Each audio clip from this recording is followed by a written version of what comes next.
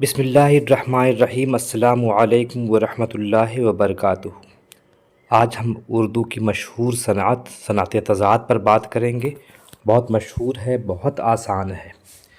اس کی تعریف یوں ہے کہ شعر میں ایسے الفاظ کا استعمال ایک ساتھ کیا جائے جس میں باعتبار معنی تضاد پایا جائے، جیسے آگ اور پانی، عرش اور فرش، صبح اور شام وغیرہ۔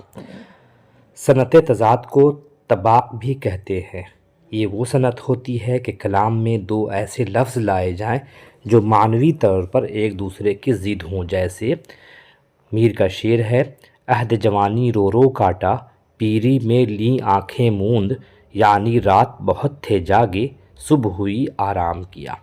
یہاں جوانی اور پیری پہلے مصرعے میں، رات اور صبح دوسرے مصرعے میں ایک دوسرے کے ضد ہیں، لہٰذا یہ صنعت تضاد ہے۔ یا پھر میر کا ہی شعر ہے: یا کہ سپید و سیاہ میں ہم کو دخل جو ہے سو اتنا ہے، رات کو رو رو صبح کیا، یا دن کو جوں تو شام کیا۔ سپید اور سیاہ میں تضاد ہے، رات، دن، صبح، شام میں تضاد ہے، اسی لیے صنعت تضاد کی بہتر مثال ہے۔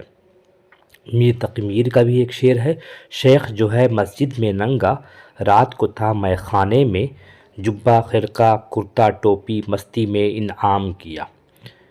تو اس میں مسجد اور مے خانے کی وجہ سے یہاں پہ اسے تضاد کی صورت میں دیکھتے ہیں، ٹھیک ہے۔ یا پھر مرزا غالب کا یہ شعر ہے: ہم ہیں مشتاق اور وہ بیزار، یا الہی یہ ماجرا کیا ہے۔ اس میں مشتاق اور بیزار ایک دوسرے کے ضد ہیں، لہٰذا یہ صنعت تضاد والی کیفیت ہے۔ تو سب سے آسان صنعت ہے، اس میں ہمیں بس یہی ذہن میں رکھنا ہے کہ دو ایسے لفظ لائے جائیں یا مصرعے میں یا شعر میں جو ایک دوسرے کے ضد ہوں، صنعت تضاد کہلاتا ہے۔ پھر ملیں گے ہم کسی اور ویڈیو کے ساتھ، تب تک کے لیے اجازت دیجیے۔ خدا حافظ۔